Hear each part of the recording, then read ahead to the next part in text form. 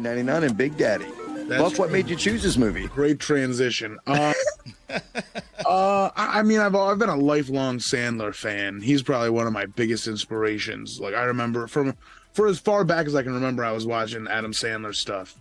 I used to fall asleep to a DVD of Best of Adam Sandler on SNL. And I have a distinct memory of my grandpa buying me Big Daddy on DVD at a Toys R Us. So when you said a movie from my childhood, that was the first thing that hit my brain. So I was like, you know what? Big Daddy. Another tearjerker. It was. Hey, you can't. See, I think it makes sense that I like those movies because I have such a big household with all these kids and everything. So having the father stage of Adam Sandler makes a lot more sense. And Absolutely. Oh, sorry, you go. No, that's just one word. Like, those movies are great. Like, dude, just go with it. Both grown-up movies are fantastic. I mean, I love current Sandler. What was your favorite memory of watching Big Daddy? What sparks your interest with this? On a serious note, I think of when he calls his dad up to the stand towards the end to question him in the case or in like the court setting. Julian just going, I wipe my own ass. He's being pulled away. Like, it's funny, but it's crushing. Yeah. And like, but I also, on a lighter note, he's like, we all like Yoo-hoo. Maybe Yoo-hoo with a little rum. And then the little kid goes, what's rum? And he goes, what's rum? He goes, Rumpelstiltskin? He goes, Rumpelstiltskin. Rumpelstiltskin's a good man. Oh, I love Leslie Mann in this as well because of the Hooters joke. And I think that's one of those jokes back in when the movie came out that everyone kind of used. Hooters. Right? Yeah, so I was a big fan of that. That kid, that was one of the Sweet Life of Zack and Cody, and he played Ben on Friends. Yeah. Oh, yeah, he did. They did. Yeah, they've had some crazy roles, dude. What, Garrett and Cole Sprouse, right? Yes. Dylan and Cole. Dylan and Cole. One of them was on Riverdale as well, and then one of them kind of went. I don't say one of them started working in a restaurant. I don't know if you saw that or not. Like, one of them said, "I'm done with acting." He started actually hosting in a restaurant, and then one went on the Riverdale. So, if you had to choose your favorite, let's say your top 3 Sandler movies, what do you think they would be? I've gone back and forth with this a lot, and I don't have an answer for you.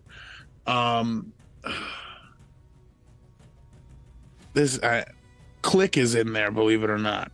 I don't know if you love that one. Click is great. Click is maybe the saddest movie of all time. Billy Madison, I thought, Billy Madison and Happy Gilmore. I don't know which one is better. I think Billy Madison. I think Billy Madison is my go-to favorite Sandman movie. But whenever I think about it, 50 First Dates. Yes. Great one. Yes. 50 First Dates is just so good. Wouldn't it be nice if we... when he's at the end, he's on the boat, and he's like, why would you do this?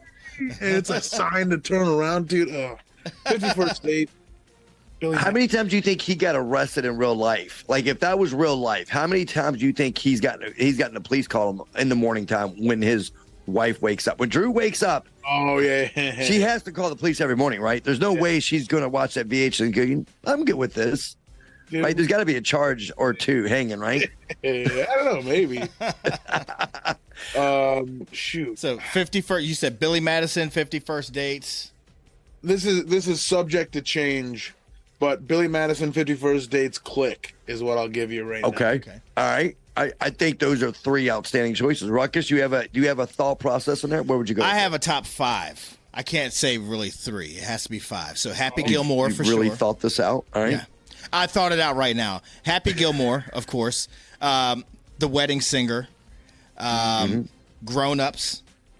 Matter of fact, and Waterboy. I saw Waterboy day before yesterday. Watched Grown Ups yesterday. And there was one other one that I was thinking of, and it just left me. Bedtime Stories. Say that again? Bedtime Stories. No. Have you seen Bedtime Stories, though? I haven't. I haven't. I have not. Oh my God, guys! Watch bedtime stories. All We right. should make this whole thing. The Schneider's in it. It rains gumballs. His love interest is Carrie Russell. Wait, have I seen? I think I have seen that back in the. Yeah. I'll have to go back and watch it. I'm going to go back and watch more it. recent, but it's awesome. It's a great Interesting. Yeah. All right. So And there was one more, but you can interchange a bunch of them because I like Blended. I like 50 First Dates.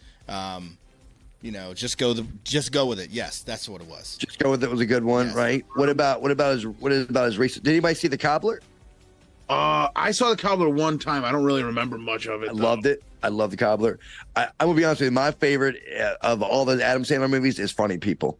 I absolutely love that movie for how in depth it was, and you could tell it hit, some of that stuff hit home with him, right? Yeah.